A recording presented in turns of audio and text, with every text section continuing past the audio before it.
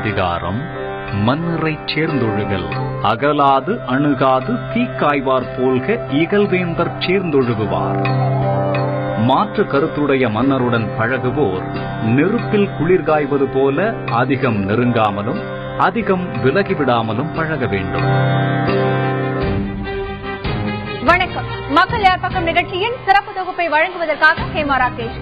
மக்கள் யார் பக்கம் நிகழ்ச்சியில இலவச திட்டங்கள் பற்றி மக்கள் என்ன நினைக்கிறாங்க, அவர்களுடைய பார்வை எப்படி இருக்குன்னு பல கருத்துக்களோட பிரம்மாண்ட கருத்து கணிப்பு முடிவுகளை பார்த்துட்டு வரோம். இன்னைக்கு இலவசங்கள் வழங்கும் கலாச்சாரம் தொடருமா அப்படிங்கிற கேள்விக்கு மக்கள் என்ன பதில் சொன்னாங்க அப்படிங்கறத பார்க்க போறோம். அதுக்கு முன்னாடி இன்னைக்கு அரசியல் கட்சி தலைவர்கள் சொன்ன பரபரப்பான சில கருத்துக்களை பார்க்கலாம்.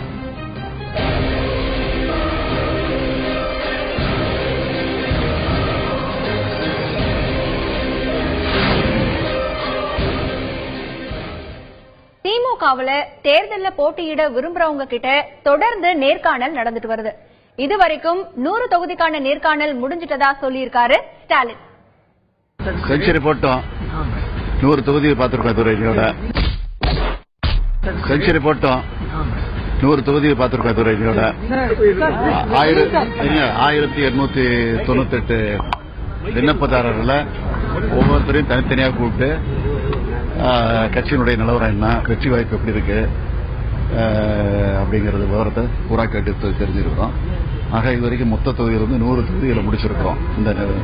இன்னைக்கு வரைக்கும் தொடர்ந்து 7ஆம் தேதி வரைக்கும் நடத்தி முடிக்கிறதா முடிவு பண்ணிருக்கோம்.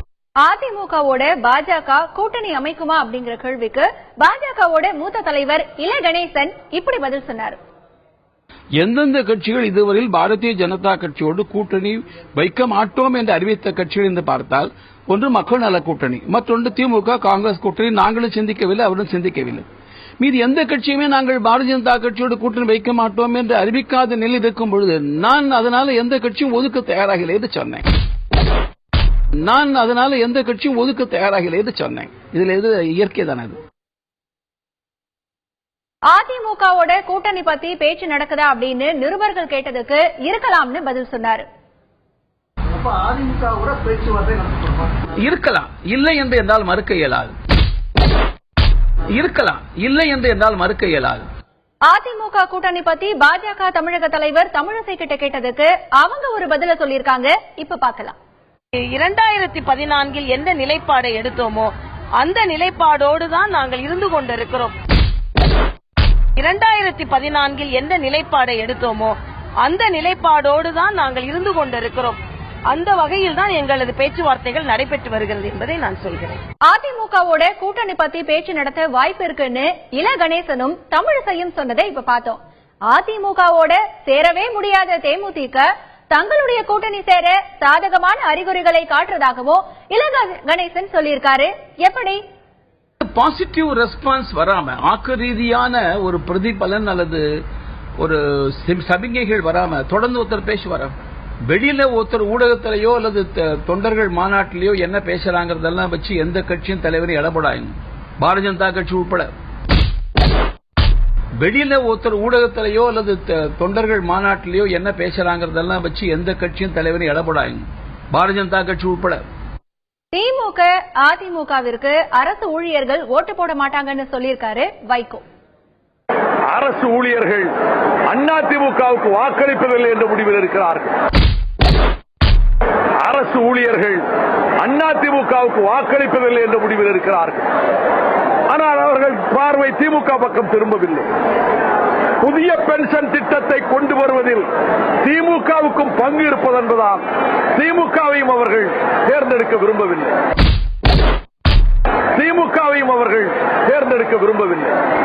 எனவே எங்களுடைய நம்பிக்கை, அவர்களுடைய பார்வையும் பரிவான கனிவும் ஆதரவும் மக்கள் நல கூட்டணிக்கு அரசு ஊழியர்கள் தரப்பிலிருந்து கிடைக்கும் என்ற நம்பிக்கையோடு இருக்கிறேன்.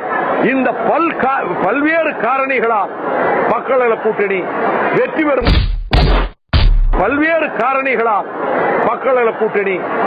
பெறும். என்ற நம்பிக்கையோடு இருக்கிறேன். தேமுதிக மாநாட்டுல அந்த கட்சியோட தொண்டர்கள் விஜயகாந்த் கிங்கா இருக்கட்டும்னு சொன்னாங்க. அத பத்தி நீங்க என்ன நினைக்கிறீங்கன்னு திருமாவளவன் கிட்ட கேட்டதுக்கு அவர் சொன்ன விளக்கத்தை இப்ப பார்க்கலாம். நண்பர் விஜயகாந்த் அவர்கள் காஞ்சிபுரம் மாநாட்டில் திமுகவுக்கு ஒரு மெசேஜ் கொடுத்திருக்கிறார் என்றுதான் புரிந்து கொள்ள வேண்டும். அதிமுகவுக்கு அவர் போவதற்கு வாய்ப்பில்லை, திமுகவுக்கு போவார் என்பதுதான் பொதுவாக பேசப்பட்டது. திமுகவுக்கு தான் வரமாட்டேன் என்பதைத்தான் அவர் மறைமுகமாக இப்படி சொல்லியிருக்கிறார் என்று பொதுமக்கள் கருதுகிறார்கள். ஏனென்றால் திமுகவிலே இவர் கிங்காக இருக்க முடியாது, முதல்வராக இருக்க முடியாது. திமுகவிலே இவர் கிங்காக இருக்க முடியாது, முதல்வராக இருக்க முடியாது. முதல்வரை உருவாக்கக்கூடிய அணியாகத்தான் அதில் அவர் இடம்பெற முடியும். ஆகவே அந்த மாநாட்டில் அவர் மற்றவர்களுக்கு செய்தி சொன்னார் என்பதை விட திமுகவுக்கு செய்தி சொன்னார் என்றுதான் நாங்கள் புரிந்து கொள்கிறோம். ஆளுங்கட்சியில இருக்கிறவங்க கிட்ட அடுத்த தேர்தல்ல யார் ஜெயிப்பாங்கன்னு கேட்டா வேற யாரு நாங்க தான் ஜெயிப்போம்னு சொல்லி பல கருத்துக்களை முன்வைப்பாங்க. இதுவே எதிர்கட்சி கிட்ட கேட்டா கடந்த ஆட்சியில ஜெயித்த கட்சி மக்களுக்கு எதுவுமே செய்யல, அதனால நாங்க ஆட்சிக்கு வந்து மக்கள் எதிர்பார்ப்பை நிறைவேற்றுவோம்னு சொல்லுவாங்க. இப்படி ஒவ்வொரு கட்சிக்கும் ஒரு கருத்து இருக்கும். நாங்க ஏன் ஆட்சிக்கு வரணும்னு பல கட்சிக்காரங்க பல்வேறு காரணங்களை சொல்றாங்க. அதை பார்க்கலாம்.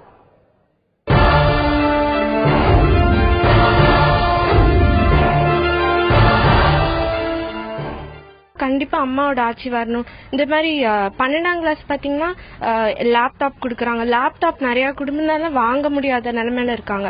அவங்களுக்கெல்லாம் கொடுத்து பள்ளிக்கு போக வைக்கிறாங்கன்னா பயங்கர யூஸ்ஃபுல்லா இருக்கும் எல்லாத்துக்கும். விமனோட டெவலப்மெண்ட்டுக்காக அம்மா நிறைய செஞ்சிருக்காங்க. கர்ப்பிணி பெண்களுக்கு 4 கிராம் தங்கம், அந்த மாதிரி நிறைய நலத்திட்ட உதவிகள் செஞ்சிருக்காங்க. 2016ஆம் ஆண்டு தலைவர் கலைஞருடைய தலைமையில் திமுகவுடைய ஆட்சி தமிழகத்திலே மலரும். அப்படி மலருகின்ற பட்சத்தில் நிச்சயமாக தமிழகத்தை முன்னேற்ற பாதையில் அழைத்துச் செல்லுகின்ற பணிகள் திமுக ஆட்சியில தொடங்கப்படும். அவர்களுடைய தலைமையிலே ஆட்சி ஏற்படுகின்ற போது தமிழகம் இதுவரை கண்டிராத ஒரு ஆட்சி, நிச்சயமாக ஏழை எளிய மக்களுக்கான ஆட்சி, ஊழல் இல்லாத ஆட்சி, படித்தவர்களுக்கும் படிக்காதவர்களுக்கும் வேறு வேலை வாய்ப்பை உருவாக்கி கொடுக்கக்கூடிய திட்டங்கள், எண்ணற்ற திட்டங்களை எல்லாம் கேப்டன் அவர்கள் வைத்திருக்கின்றார். அதன் மூலம் தமிழகம் இந்தியாவிலேயே ஒரு முதன்மையாக மாநிலமாக மாறும். அதற்கான எண்ணங்களும் ஆசைகளும் கேப்டனிடத்தில் இருக்கிறது. எனவேதான் இன்றைக்கு தமிழகத்திலே நிச்சயம் ஒரு மாற்றம். கேப்டன் அவர்களை மத்தியில் ஆண்டுட்டு மோடி தலைமையிலான பாரதிய ஜனதா கட்சி நல்லபடியா நல்ல முறையில ஆட்சி செஞ்சிட்டு இருக்காங்க. இளைஞர்களுக்கும் மற்றும் ஏழைகளுக்கு நிறைய திட்டங்கள் கொண்டு வந்திருக்காங்க. குறிப்பாக start up India, make in India, Jan Dhan திட்டம், இதனால ஏழை மக்கள் நிறைய மக்கள் பயனடைஞ்சிருக்காங்க. இது ரொம்ப பாராட்டத்தக்க விஷயம். இதனால மத்தியில் ஆடுற கட்சி மாநிலத்தில் ஆண்டால் நிறைய திட்டங்கள் இங்க செயல்படுத்த முடியும். இப்ப அடுத்ததா நம்ம பார்க்க போறது விஐபி தொகுதி. இன்னைக்கு விஐபி தொகுதியில நாம பார்க்க போறது மனிதநேய மக்கள் கட்சி எம்எல்ஏ ஜவாஹிருல்லாவோட ராமநாதபுரம் தொகுதி. 2009 தொடங்கப்பட்ட மனிதநேய மக்கள் கட்சியோட தலைவராக இருப்பவர் ஜவாஹிருல்லா. மனிதநேய மக்கள் கட்சி தலைவர் ஜவாஹிருல்லாவிற்கும் பொதுச் செயலாளர் தமீமுன் அன்சாரிக்கும் இடையில ஏற்பட்ட கருத்து வேறுபாடு காரணமா கட்சியில கொஞ்சம் சலசலப்பு ஏற்பட்டுச்சு. கடந்த 2011 சட்டமன்ற தேர்தலில் அதிமுகவோட கூட்டணி வச்சு சேப்பாக்கம், ராமநாதபுரம், ஆம்பூர் ஆகிய 3 தொகுதிகளில் போட்டியிட்டது மனிதநேய மக்கள் கட்சி. இதுல ஆம்பூர்ல அஸ்லம் பாஷாவும் ராமநாதபுரத்துல ஜவாஹிருல்லாவும் வெற்றி பெற்று கட்சியோட முதல் சட்டமன்ற உறுப்பினர்களா தேர்ந்தெடுக்கப்பட்டாங்க. இதுல ராமநாதபுரம் தொகுதியில ஜவாஹிருல்லாவோட செயல்பாடு எப்படி இருக்கு, அத பத்தி தொகுதி மக்கள் என்ன சொல்றாங்கன்னு பார்க்கலாம். பிரதான தொழிலே இந்த மீன்பிடி தொழில் தான். ஆனா இவர் எம்எல்ஏ ஆவதற்கு முன்னாடி இந்த மீனவர் பிரச்சனையை பேசுவேன், மீனவர் பிரச்சனை எழுப்பி சட்டமன்றத்திலையும் சரி மேல் மட்டத்திலையும் சரி இந்த பிரச்சனைக்கு ஒரு தீர்வை ஏற்படுத்துறோம் சொல்லி எம்எல்ஏ வந்தாரு. ஆனா எங்க பிரச்சனையை பத்தியே பேசாத ஒரு எம்எல்ஏனா இவர் தான். இது போக ஒவ்வொரு தேர்தலையுமே இந்த ராமநாதபுரம் மாவட்டம் எல்லா வகையிலுமே புறக்கணிக்கப்பட்டு கூட்டணி கட்சிக்கே கொடுத்துறாங்க.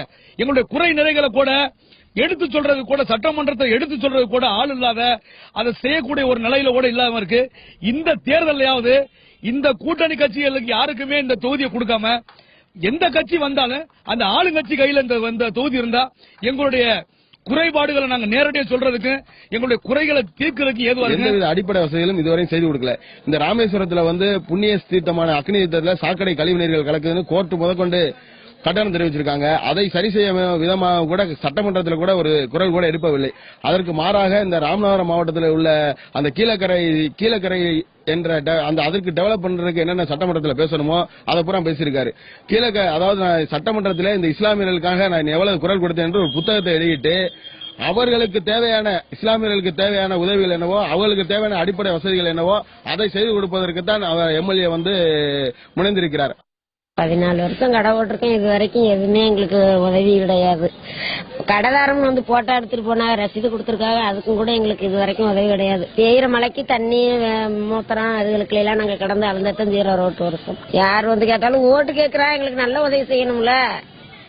நாங்க ஓட்டு போடுறோம்ல, எல்லா மக்களுக்கும் நல்லபடியா தானே செய்ய வைக்கிறோம். எங்களுக்கு நல்ல உதவி செய்யணும்ல. எங்களுக்கு ஒரு கடையில கொடுத்து எங்களுக்கு நல்லபடியா எங்களையும் வாழ வைக்கணும்ல. இன்னும் ஒருத்தர் எங்களை பார்க்கணும்ல. நாங்க அவங்ககிட்ட நேரடியா பேசவும் இல்லை. ராமேஸ்வரம் பகுதி முக்கியமான பகுதியா இருக்கு. அந்த பகுதியில இந்த மாதிரி கழிவுநீர்கள் நேரடியாக அந்த தீர்த்தத்துல கலக்குது, அந்த புனித தீர்த்தத்துல கலக்குது. அங்க மக்கள் எல்லாம் குளிக்கிறாங்களே, அவங்களுக்கு நோய்கள் பெறுவதற்கான காரணமா இருக்கு. ஆகவே உடனடியாக திட்டத்தை நிறைவேற்றும் சொல்லி இதுவரை சட்டமன்றத்தில் ஜவஹர்லால் அவர்கள் குரல் கொடுக்கல. பாதாள சாக்கடை திட்டம், நாங்க வீதிகளில் வாகனங்களை தடை செய்யப்பட்டது, வாகன நெரிசல்கள், இது சம்பந்தமாக ராமேஸ்வரம் பகுதிகளுக்காக, ராமேஸ்வரம் பகுதி மக்களுக்காக மட்டுமல்ல, இந்த சுற்றுலா பயணிகளுக்காகவும் ராமேஸ்வரம் சட்டமன்றத்தில் எங்களின் சார்பாக குரல் கொடுக்காத ஜவஹர்லால் அவர்கள் எங்களுக்கு இதை நாங்கள் ஒரு மிகப்பெரிய ஒரு குறையாக நாங்கள் கருதுகிறோம். கழிவு நீர்கள் கடலுக்குள்ள மீண்டும் திறந்து விடப்படுவதால கடற்கரை ஓரங்களினுடைய சூழ்நிலை கெட்டு போகுது. ஆக இதனுடைய விளைவாக பாரம்பரிய மீனவர்கள் இன்றைக்கு மிகப்பெரிய பாதிப்புக்குள்ளாகி இருக்கிறாங்க. இறால் பண்ணைகளின் அபரிவிதமான வளர்ச்சியின் காரணமாக இன்றைக்கு கடல் இறால்களுக்கு கூட விலை வீழ்ச்சி என்பது மிக மோசமான முறையில் நடந்துகிட்டே இருக்கு. இது சம்பந்தமான மக்கள் பல்வேறு இடங்கள்ல விவசாயிகள் மீனவர்கள் போராடுகிற போது அதற்கு ஆதரவாக கருத்து தெரிவித்த சட்டமன்ற உறுப்பினர் அந்த கருத்தை சொல்ல வேண்டிய இடமாக இருக்கக்கூடிய சட்டமன்றத்துக்குள்ள அந்த ஆணித்தரமாக அந்த கருத்தை எவ்விதத்திலும் கொண்டு போறதுக்கான எந்த முயற்சியும் எடுக்கல என்கிறது மிக வருத்தத்துக்குரியது. அடுத்ததான் நம்ம பார்க்க போறது பிரமுகர் பார்வை.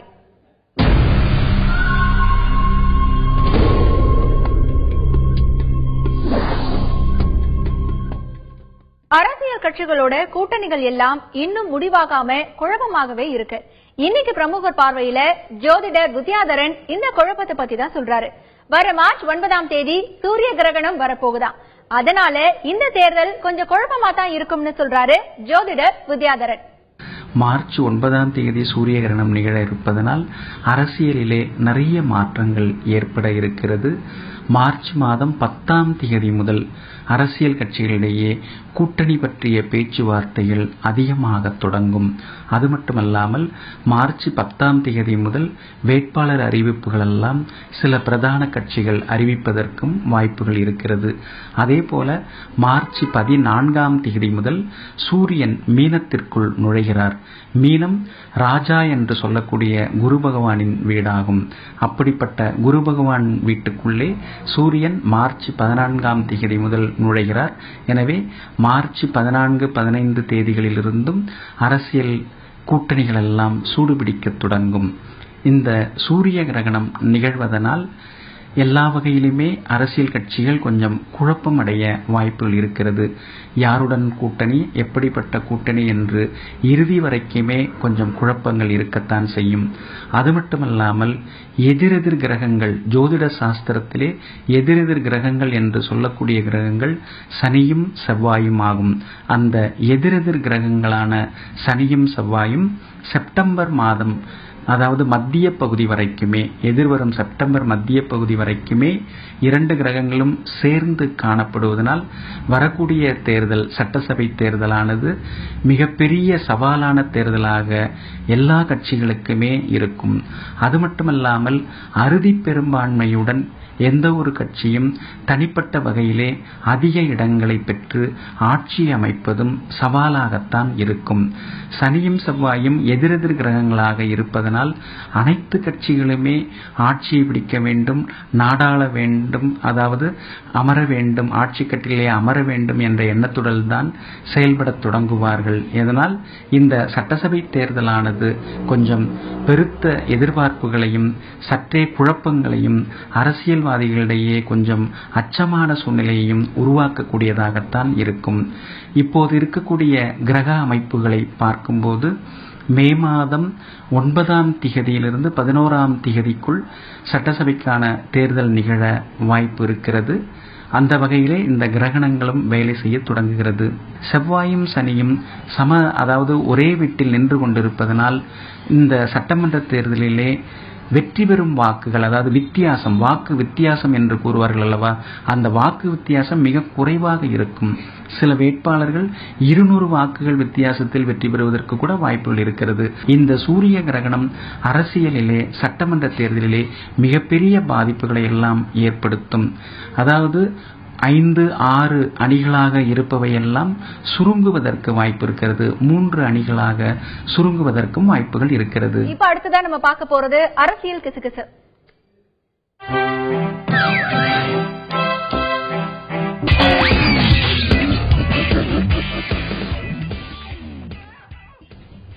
வணக்கம்.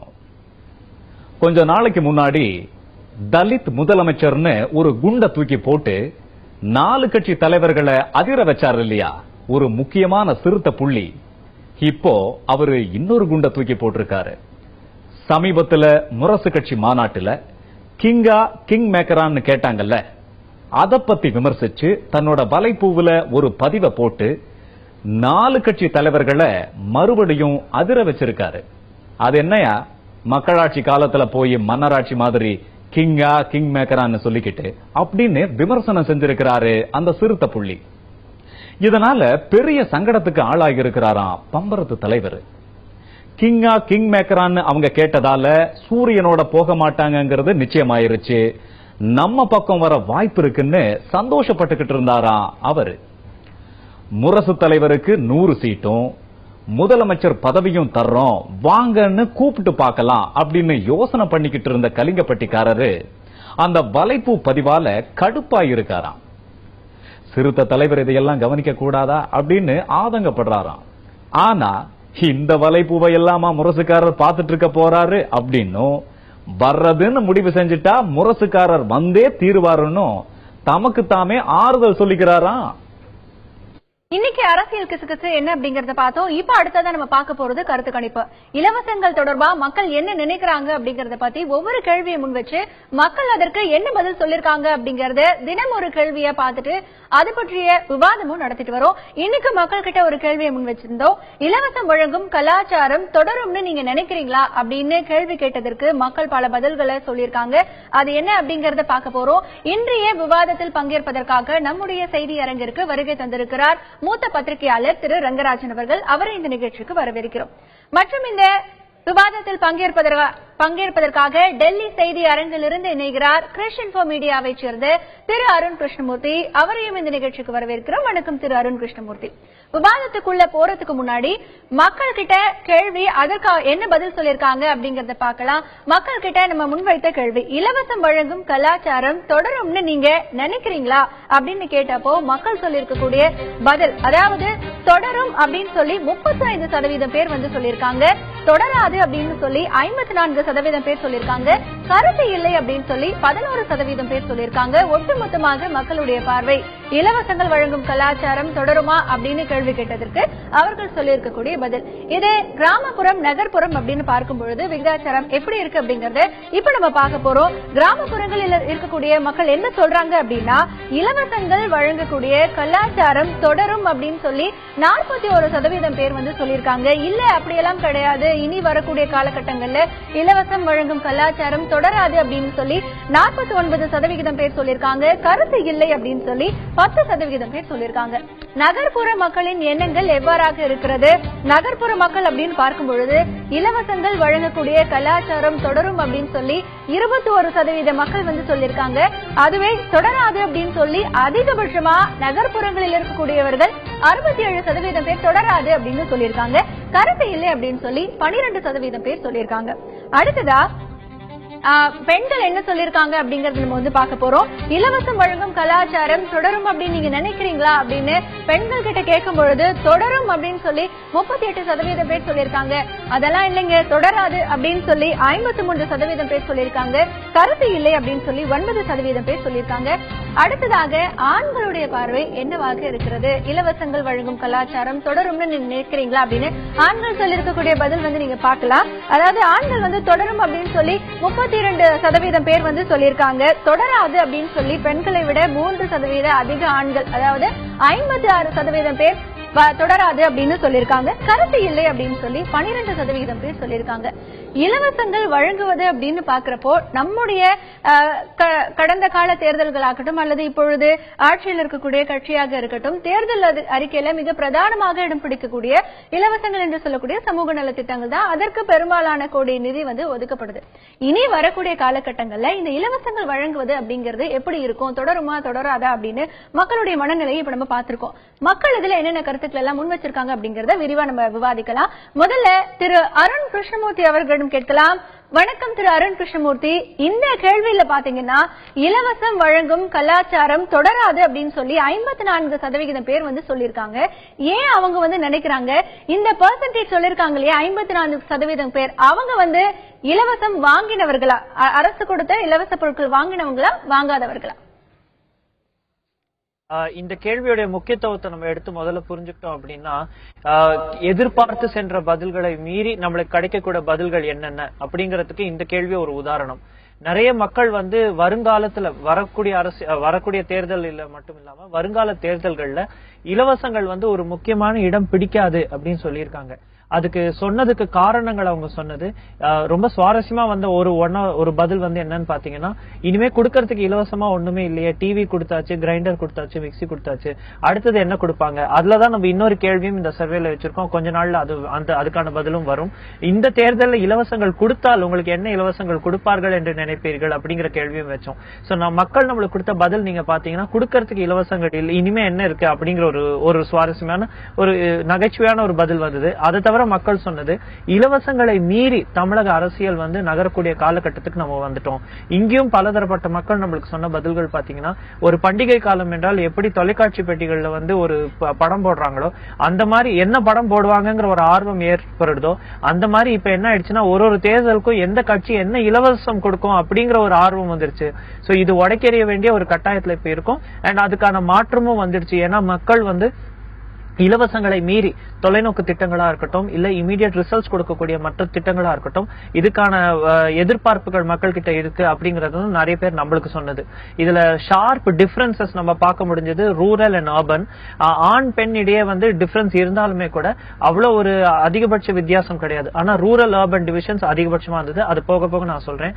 இதுல நீங்க கேட்டாப்ல இலவசங்கள் வாங்கினவர்களும் சரி வாங்காதவர்களும் சரி 2 பேரும் சேர்ந்த கலவைதான் இந்த பெர்சன்டேஜ். இதுல இலவசங்கள் வாங்கினவர்கள் கிட்ட நம்ம கேட்ட போது ஸ்பெசிபிக்கா தொடருமா அப்படின்னு கேட்டதுக்கு அது 50-50 இருந்தது. 50% தொடரும், 50% தொடராதுன்னாங்க. வாங்காதவர்கள் கிட்ட அதே நீங்க பாத்தீங்கன்னா 65-66% தொடராதுன்னு சொன்னாங்க, பாக்கிதான் தொடரும்னு சொன்னாங்க. தொடர்ந்து பேசலாம் திரு அருண் கிருஷ்ணமூர்த்தி. திரு ரங்கராஜன், இப்போ திரு அருண் கிருஷ்ணமூர்த்தி அவர்கள் சொன்னாரு இனிமேல் இலவசம் கொடுக்கறதுக்கு என்ன இருக்கு அப்படின்னு மக்கள் கேள்வி எழுப்பியிருக்காங்க. இல்ல மொத்தமா பாத்தீங்கன்னா 54% பேர் இனி இலவசங்கள் தொடராது, அரசியல் காலகட்டம் மாறிட்டு வர்ற சூழ்நிலை இப்ப நம்ம இருக்கோம் அப்படின்னு சொல்றாங்க. இது பற்றி உங்களுடைய பார்வை? ஏதோ ஒரு வகையில இலவசங்கள் கண்டிப்பா தொடரும் தான் நினைக்கிறேன். இன்னும் எக்ஸாஸ்ட் ஆகல அவங்களுடைய விஷ் லிஸ்ட்னு பாத்தீங்கன்னா, கைபேசிகள் கொடுக்கலாம், நாளைக்கு இப்போ இருக்கிற ஐடி யுகம்னால பென்டிரைவ் கொடுக்கலாம், மோடம் கொடுக்கலாம், ஹார்ட் டிஸ்க் கொடுக்கலாம், எவ்வளோ ஐடி துறை சம்பந்த பல விஷயங்கள் கொடுத்துருக்கு. ஏன்னா லேப்டாப் கொடுத்துருக்கு ஏற்கனவே. ஆனால் அடுத்த கட்டத்துக்கு அப்படி யோசிக்கலாம் ஐடி. ஆனால் மக்களுடைய எதிர்பார்ப்பு பார்த்தீங்கன்னா, ஏதாவது ஒரு ஸ்பூன் இலவசம் சொன்னா கூட இந்த பொருள் வாங்கினா இது இலவசம் போது மக்கள் அந்த பக்கம் அவங்களுடைய கவனம் திரும்புகிறது என்பதுதான் மார்க்கெட்டிங் ஸ்ட்ராட்டஜியா இன்னைக்கும் நம்ம பார்க்கணும். ஒரு சட்டை 800 ரூபாய் இது கொடுத்து வாங்கினா இன்னொரு சட்டை இலவசம் சொல்லும்போது, ஆனால் இரண்டும் சேர்த்தா ஒரு 1000 ரூபாய் இல்லை 850 ரூபான்ற விலை இருக்கலாம். அவங்க 100 ரூபாய் போனா கூட அவங்களுக்கு வியாபாரம் ஆகுது. இந்த மாதிரி வியாபார யுத்திகள் இருக்கின்ற வரையில் இலவசங்கள் நிச்சயமா தொடரலாம். ஆனா இலவசங்கள்னால் ஓட்டு பெறுகிறோமோ இல்லையோ, எந்த அரசியல் கட்சியும் எந்த விதமான ரிஸ்க்கும் எடுக்க விரும்பல. இப்போ உதாரணத்துக்கு பிரதான கட்சிகளுடைய தேர்தல் அறிக்கைகள் பாத்தீங்கன்னா இலவசங்கள் நிச்சயமா அதில் இடம் பெறுகின்றன. முதல் கையெழுத்து கூட, முதல் 2 அறிவிப்புகள் கூட தேர்தல் அறிக்கையில் கொடுத்த வாக்குறுதிகளை உடனடியாக அமல் கொண்டு வருகிறோம் என்று மிகவும் சீரியஸாக செய்யும் போது, அப்போ இன்றைய காலகட்டத்தில் தேர்தல் அப்படின்னு வரும்பொழுது இலவசங்கள் தவிர்க்க முடியாததா ஆயிடுச்சுன்னு சொல்ல வரீங்க? நிச்சயமா 1967 பாக்குறோம். 67 ரூபாய்க்கு 3 படி அரிசின்னு சொல்லி திமுக பெரிய ஒரு ஒரு தந்திரமாக இருந்தது. ஸோ அந்த காலத்திலிருந்தே இலவசங்கள்ன்றது அதுக்கு ஒரு மயக்கம் கண்டிப்பா இருக்கு. மக்களும் அதுக்காக அது நடைமுறையில் வருவதா என்பது வேற விஷயம். தேர்தல் பின்னால் 3 படி லட்சியம் 1 படி நிச்சயம்னு மாறி ஆட்சிக்கு வந்த பிறகு. ஆகவே பல சிக்கல்கள் இருந்தாலும் இப்போ உதாரணத்துக்கு மிக்சி கிரைண்டர், இந்த இலவச மின்விசிறிகள் இதெல்லாம் பார்த்தீங்கன்னா கூட தரம் பொறுத்தவரை மக்களுக்கு அந்த அளவுக்கு சந்தோஷம் இல்லை. அதில் இயந்திர கோளாறுகள் நடைபெறுகின்றன. இருந்தாலும் அந்த மோகம் இருக்கவே இருக்கு. இன்னும் ஒரு 10 ஆண்டுகளுக்கு குறைந்தபட்சம் இது தொடர்ந்து நீடிக்கும் தான் நினைக்கிறேன். தொடர்ந்து பேசலாம் திரு ரங்கராஜன். இலவசம் அப்படிங்கறத பொறுத்த வரைக்கும் மக்களுடைய மனநிலையில அது அடித்தட்டு நிலையில எப்பயுமே இருக்கு. எந்த ஒரு பொருள் வாங்கினாலும் இலவசமாக இன்னொரு பொருள் கொடுத்தா வாங்கிக் கொள்ள மக்கள் தயாராக இருக்கிறார்கள். இந்த ஒரு சூழ்நிலை எந்த காலத்திற்கும் மாறாது அப்படிங்கிற ஒரு கருத்து இங்கே முன்வைக்கப்படுகிறது. மக்கள் இன்னும் பல்வேறு கருத்துக்களை சொல்லியிருக்காங்க. அதை பற்றி விரிவாக விவாதிக்கலாம். இலவசங்களை வழங்கக்கூடிய கலாச்சாரம் தொடரும்னு நீங்க நினைக்கிறீங்களா அப்படிங்கிற கேள்விக்கு மக்கள் என்ன பதில் சொல்லிருக்காங்க அப்படிங்கறத நம்ம பார்த்தோம். அதுல ஒரு சில கருத்துக்களையும் மக்கள் முன் வச்சிருக்காங்க. அது என்ன அப்படிங்கறத இப்ப நம்ம ஒவ்வொன்னா பார்க்கலாம்.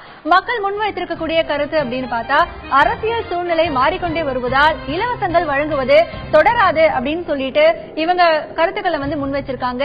அடுத்தபடியா அவர்கள் சொல்லியிருக்கக்கூடிய கருத்துக்கள், குறிப்பிட்ட மக்களுக்கு மட்டுமே இலவசங்கள் வழங்கப்படுவதால் இனி இலவசங்கள் வழங்குவது தொடராது அப்படின்னு சொல்லியிருக்காங்க. அடித்தட்டு மக்களுக்காக இலவசங்கள் வழங்கப்படுது, அதனால சிலருக்கு மட்டுமே அப்படி வழங்கப்படுறதுனால இனி தொடராது அப்படின்னு சொல்லி மக்கள் நினைக்கிறாங்க. அடுத்தபடியா மக்கள் சொல்லி இருப்பது, இலவசங்கள் வழங்குவது தேர்தலில் வெற்றி பெற ஒரு யுக்தி. இன்றைக்கு இருக்கக்கூடிய காலகட்டத்தில் இலவசங்கள் இல்லாம எந்த தேர்தலையும் நம்ம பார்க்க முடியாது அப்படின்னு சொல்லி மக்கள் நினைச்சுக்கிட்டு இருக்காங்க. அதற்கு அடுத்தபடியா மக்கள் சொல்லியிருக்கக்கூடிய கருத்து, பொருட்கள் மட்டும்தான் மாறுமே தவிர இலவசங்கள் வழங்குவது மாறாது அப்படின்னு சொல்லியிருக்காங்க. மக்களுக்கு என்ன தேவையோ பொருட்கள் வேணுமானாலும் கூட மாத்தி கொடுக்கலாம், ஆனா இது மாறவே மாறாது, ரொம்ப கஷ்டம் அப்படின்னு சொல்லியிருக்காங்க. அடுத்ததா மக்கள் சொல்லியிருக்கக்கூடிய கருத்து என்னன்னு பார்த்தோம்னா, இலவசங்கள் வழங்கல அப்படின்னா கட்சிகள் தோல்வி அடையும். ஆகையால தேர்தலில் ஒரு அரசியல் கட்சி வேட்பாளரை நிறுத்துறாங்களோ இல்லையோ நிச்சயமா இலவசங்கள் அவங்க அறிவிக்கணும் அப்படின்னு சொல்லி மக்கள் நினைக்கிறாங்க. ஆக இந்த மாதிரியான கருத்துக்கள் எல்லாம் மக்கள் மத்தியில இருக்கு. இதை பத்தி நம்ம தொடர்ந்து விவாதிக்கலாம். தொடர்ந்து திரு அருண் கிருஷ்ணமூர்த்தி அவர்களிடம் பேசலாம். திரு அருண் கிருஷ்ணமூர்த்தி, சொல்லுங்க, இந்த இலவசங்கள் வழங்கும் கலாச்சாரம் தொடரும் அப்படின்னு சொல்லி நம்புறாங்க 35% பேரு. சோ அவங்க என்ன கருத்துக்களை முன் வச்சிருக்காங்க? கோ பேனலிஸ்ட் அந்த சார் சொன்னாப்லயே இலவசங்கள் இல்லாம தேர்தல்கள் அடுத்த 10 ஆண்டுகளுக்காவது சாத்தியம் இல்லை அப்படின்னு நிறைய மக்கள் நம்மளுக்கு எடுத்து சொன்னாங்க. அதுக்கு அவங்க சொன்ன காரணங்கள் நீங்களே படிச்சீங்க. என்ன அப்படின்னா, இலவசங்கள் தேர்தல் அறிக்கையில ஒரு முக்கிய இடம் பெறுது. தேர்தல் அறிக்கையில வேற பல திட்டங்கள் இருந்தாலுமே, பல அறிவிப்புகள் இருந்தாலுமே இலவசங்களுக்கு முக்கியத்துவம் கொடுக்கப்படுது அப்படிங்கிற கருத்தை மக்கள் எடுத்து வைக்கிறாங்க. அது மட்டும் இல்லாம மக்கள் இலவசங்களை எப்படி பாக்குறாங்க அப்படின்னா, மக்களை ஈஸியா சென்றடையக்கூடிய ஒரு யுக்தியா அரசியல் கட்சிகள் அதை பயன்படுத்துறாங்க. சோ இதனாலலாம் இலவசங்களை உடனே கைவிட்ட மாட்டாங்க. இந்த தேர்தல்ல இலவசங்கள் இல்லாம இருக்கிறது சாத்தியமா அப்படின்னு கேட்டா கிடையாது அப்படிங்கிற கருத்தெல்லாம் ரொம்ப ஸ்ட்ராங்கா நிறைய பேர் எடுத்து சொன்னாங்க. இது முக்கியமா எடுத்து சொன்னது ஆண்கள் தான் ரொம்ப வெஹமெண்டா நம்ம கிட்ட சொன்னது என்னன்னா, இந்த தேர்தல்ல இலவசங்கள் இல்லாம இருக்கவே இருக்காது. கண்டிப்பா ஏதாவது ஒரு விதத்துல இலவச பொருட்களுக்கு ஒரு முக்கியத்துவம் கொடுக்கப்படும். போக போக நாட்கள் ஆக ஆக ஒரு பொலிட்டிக்கல் மெச்சூரிட்டி வரத்துக்கோ இல்ல ஆட்கள் மாறவோ, பொலிட்டிக்கல் லீடர்ஷிப் மாறக்கூடிய காலகட்டங்கள் வந்தா அப்ப திட்டங்கள் மாறும், அப்ப இலவசங்கள் குறையறதுக்கு வாய்ப்பு இருக்கு அப்படிங்கிற கருத்தை தான் இவங்க சொல்றாங்க. ஆனா இலவசங்கள் தொடரும்ங்கிறத சொல்றாங்க. நகர்ப்புற கிராமப்புற டிஃபரன்ஸ் நம்ம எடுத்து நீங்க பாத்தீங்க அப்படின்னா, கிராமப்புறத்துல நிறைய பேர் இலவசங்கள் கொடுப்பாங்க அப்படிங்கிற நம்பிக்கையோட இருக்காங்கிறது நம்ம ரிசல்ட்ல வெளில வருது. அதே நகர்ப்புறத்துல பாத்தீங்கன்னா இலவசங்கள் அவ்வளவு ஒரு மோகம் இல்லைங்கிறதும் தெரியுது. இன்னொரு டிஃபரன்ஸ் நீங்க எடுத்து பாத்தீங்கன்னா, இது இலவசங்கள் தொடருமா அப்படின்னு கேட்டதுக்கு நகர்ப்புறத்துல தொடராதுன்னு சொன்னதுக்கும் தொடரும் சொல்றதுக்கும் இருக்கிற கேப் ஒரு பெரிய கேப். சோ அது ஒரு நோட் பண்ண வேண்டிய பாயிண்ட். அதேதான் கிராமப்புறங்களையும். சோ இந்த டிஃபரன்ஸ் இந்த கொஸ்டின்ல ரொம்ப ஸ்ட்ராங்கா, அர்பன் ரூரல் டிவைட் ரொம்ப ஸ்ட்ராங்கா இருந்தது.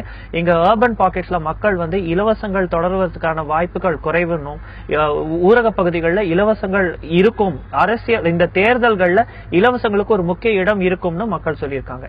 தொடர்ந்து பேசலாம் திரு அருண் கிருஷ்ணமூர்த்தி. திரு ரங்கராஜன், இப்போ இந்த கேள்வியில இலவசங்கள் வழங்கும் கலாச்சாரம் தொடரும் அப்படின்னு சொல்லி நகர்ப்புறங்களை விட கிராமப்புறங்களில் இருக்கக்கூடிய 20% மக்கள் வந்து அதிக அளவில் நம்புறாங்க.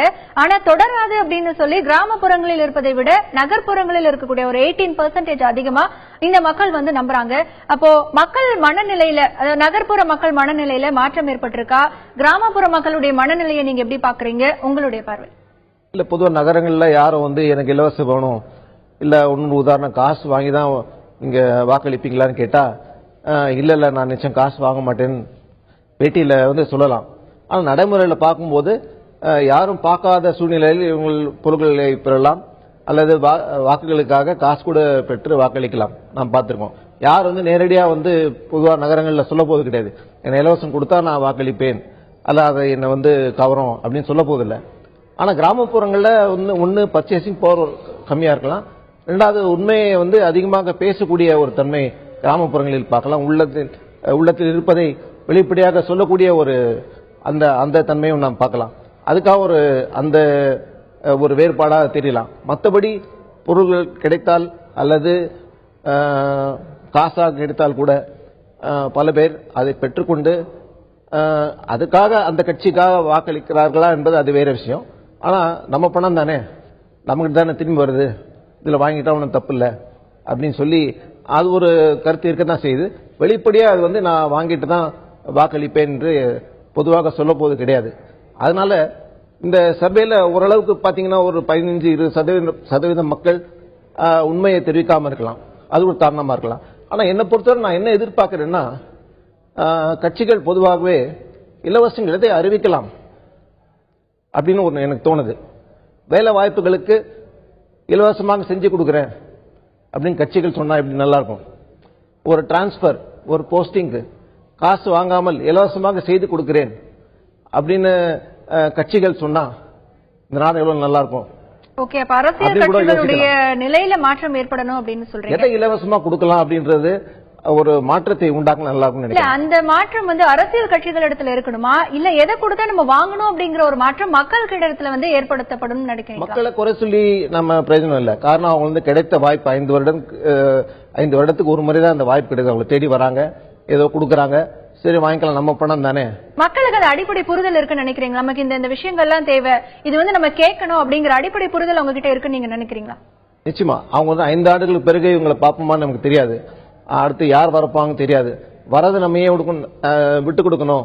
இது கிட்டத்தட்ட மக்களுடைய வரி பணம் தான், இதுல இருந்தா கிடைக்குது. ரெண்டாவது அரசாங்கம் இதை கொடுக்கும் போது இது நிச்சயம் நேரடியாக நிச்சயமாக மக்களுடைய வரி பணம் தான்.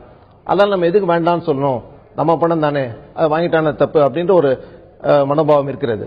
உங்களுடைய கருத்துக்களுக்கு நன்றி திரு ரங்கராஜன். இலவசங்களை பொறுத்தவரை மக்களுடைய மனநிலை என்னவாக இருக்கிறது? இலவசங்களை பெற்றுக்கொள்வது சரி அப்படின்னு சொல்லியிருக்காங்க, ஆனா இலவசங்களால வாழ்க்கை தரம் உயரல அப்படின்னு சொல்லியிருக்காங்க. இலவசங்கள் வந்து வழங்கக்கூடிய கலாச்சாரம் தொடருமா அப்படின்னு கேட்டா தொடராது அப்படின்னு சொல்லியிருக்காங்க. இப்படி பல கேள்விகள் மக்கள் கிட்ட முன்வைக்கப்பட்டு அதில் இருக்கக்கூடிய விஷயங்கள் பத்திலாம் நம்ம விவாதிச்சுட்டு வரோம். இதே போன்ற ஒரு கேள்வி இப்ப கடைசியா நம்ம பார்த்த மாதிரி மக்கள் வந்து இலவசங்கள் அப்படின்னா சேவையை வந்து அவங்க வழங்கலாம் அரசியல் கட்சிகள் அப்படின்னு சொல்றாங்க. மக்கள் இலவசங்கள் அப்படின்னா அவங்க என்ன விஷயங்கள் எல்லாம் எதிர்பார்க்கிறாங்க அப்படிங்கறது இனி வரக்கூடிய நாட்கள்ல அந்த கேள்வியை நம்ம மக்கள் கிட்ட முன் வச்சிருக்கோம். அதற்கான பதிலை நம்ம பார்க்க போறோம். இன்றைக்கு இந்த நிகழ்ச்சியில் பங்கேற்று தங்களுடைய கருத்துக்களை முன்வைத்து திரு ரங்கராஜன் அவர்களுக்கும், டெல்லியிலிருந்து இணைந்த திரு அருண் கிருஷ்ணமூர்த்தி அவர்களுக்கும் நன்றி. மீண்டும் மக்கள் யார் பக்கம் நிகழ்ச்சியில் சந்திக்கலாம். அதுவரை உங்களிடமிருந்து விடைபெறுவது ஹேமா ராகேஷ்.